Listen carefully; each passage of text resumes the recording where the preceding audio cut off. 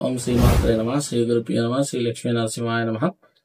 ఈరోజు వశీకరణ తంత్రంలో 3వ పార్ట్ ఏంటంటే, ఎవరైతే ప్రధానంగా భార్యాభర్తల మధ్య అనేక సమస్యలు పడుతున్నారో, ఒకరిపై ఒకరికి ఇష్టం ఉండటం లేదు, అనేక సమస్యల కారణంగా భార్యాభర్తలు తరచుగా గొడవలు పడుతున్నారు, భార్యను భర్త, భర్తను భార్య వదిలేసి నెలలు వారు విడివిడిగా ఉంటున్నారు, వారి కోసం ఒక చక్కటి తంత్రం చెప్తున్నాను, వినండి.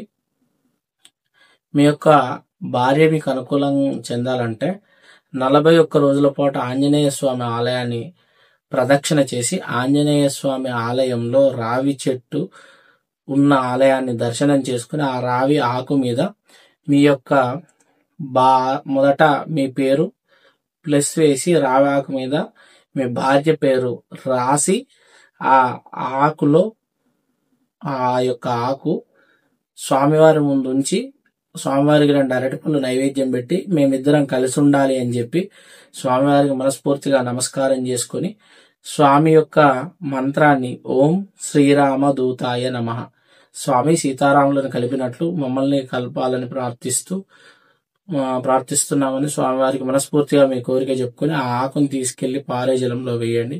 41 రోజులు చేసినట్లయితే తప్పకుండా మీ సమస్యలు తీరుతాయి.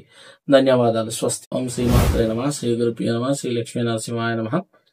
ఈరోజు వశీకరణ తంత్రంలో 3వ పార్ట్ ఏంటంటే, ఎవరైతే ప్రధానంగా భార్యాభర్తల మధ్య అనేక సమస్యలు పడుతున్నారో, ఒకరిపై ఒకరికి ఇష్టం ఉండటం లేదు, అనేక సమస్యల కారణంగా భార్యాభర్తలు తరచుగా గొడవలు పడుతున్నారు, భార్యను భర్త, భర్తను భార్య వదిలేసి నెలలు వారు విడివిడిగా ఉంటున్నారు, వారి కోసం ఒక చక్కటి తంత్రం చెప్తున్నాను, వినండి.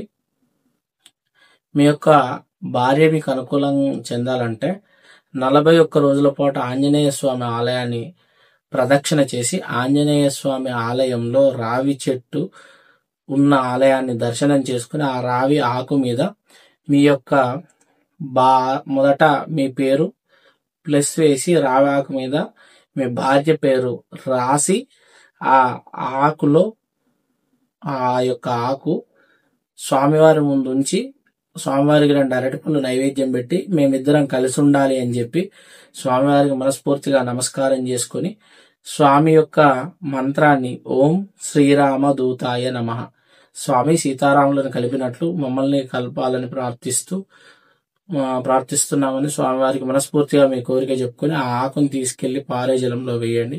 41 రోజులు చేసినట్లయితే తప్పకుండా మీ సమస్యలు తీరుతాయి. ధన్యవాదాలు. స్వస్తి.